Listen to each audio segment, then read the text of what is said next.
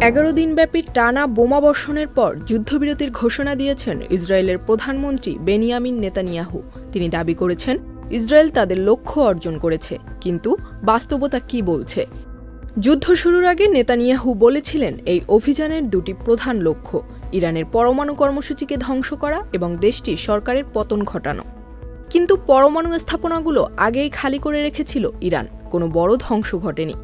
যুক্তরাষ্ট্রের সহায়তায় ইরানের পারমাণবিক স্থাপনায় মাটিভেদকারী বোমা ফেলা হলেও ততক্ষণে ইরান তাদের মূল ফিশনযোগ্য পদার্থ সরিয়ে ফেলেছিল, অর্থাৎ কোনো কৌশলগত সাফল্য তো মেলেনি, বরং স্পষ্ট হয়েছে ব্যর্থতার ছাপ।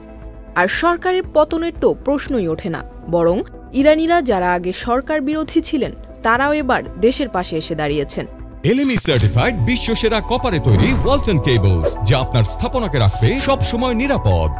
ইসরায়েল আশা করেছিল আইআরজিসি এর শীর্ষ নেতাদের হত্যার পর ইরানি জনগণ বিদ্রোহে ফেটে পড়বে, কিন্তু ঘটেছে ঠিক উল্টোটা। বহু সরকার বিরোধী নাগরিকও জাতীয় পতাকার পাশে দাঁড়িয়েছেন, কারণ এই আক্রমণকে তারা দেখছেন পুরো জাতির উপর চালানো এক আগ্রাসন হিসেবে। এভিন কারাগারে হামলা, রাষ্ট্রীয় টিভি চ্যানেলে বোমা, এমনকি ডুমসডে ক্লক ধ্বংস, এসব ছিল প্রতীকী লক্ষ্যবস্তু। কিন্তু এসব আঘাতে জনগণের মধ্যে বিদ্রোহ নয়, বরং ক্ষোভ জমেছে ইসরায়েলের প্রতি। বিশ্ব সমর্থনও হারিয়ে ফেলেছে ইসরায়েল। ডোনাল্ড ট্রাম্প বোমা ফেললেও তিনি কোনো পূর্ণ যুদ্ধের পথে যাননি, বরং শান্তি চুক্তির ইঙ্গিত দেন। আন্তর্জাতিক মহলও স্পষ্ট করে দিয়েছে পরমাণু অস্ত্র নয়, কিন্তু পরমাণু কর্মসূচি থাকতেই পারে। আর এই অবস্থানেই যেন কাঁপছে ইসরায়েলের নীতি। ইসরায়েল আকাশপথে আধিপত্য দেখালেও ইরানি ক্ষেপণাস্ত্র ভেদ করেছে তাদের প্রতিরক্ষা ব্যবস্থা। তেল আবিব সহ বড় বড় শহরগুলোতে আঘাত হেনেছে তারা, ফলে দেখা দিয়েছে হতাহত, ক্ষয়ক্ষতি, অর্থনৈতিক স্থবিরতা এবং ক্ষেপণাস্ত্র মজুদের সংকট, সব মিলিয়ে এক অপ্রস্তুত ও বিব্রতকর পরিণতি। সবকিছুর পরেও ইরান আজ মাথা উঁচু করে দাঁড়িয়ে।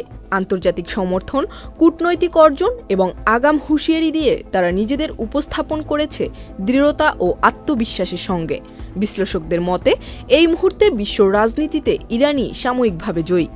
এই যুদ্ধে ইসরায়েল হারিয়েছে কৌশলগত অবস্থান, হারিয়েছে আন্তর্জাতিক সহানুভূতি। আর ইরান, তারা দেখিয়ে দিয়েছে শুধু অস্ত্র নয়, কূটনীতি, সময়োচিত কৌশল আর জনগণের সংহতি হতে পারে আজকের যুগের সবচেয়ে বড় প্রতিরক্ষা। এমনটাই মনে করছেন বিশ্লেষকরা। Zerin Sumi, Channel I.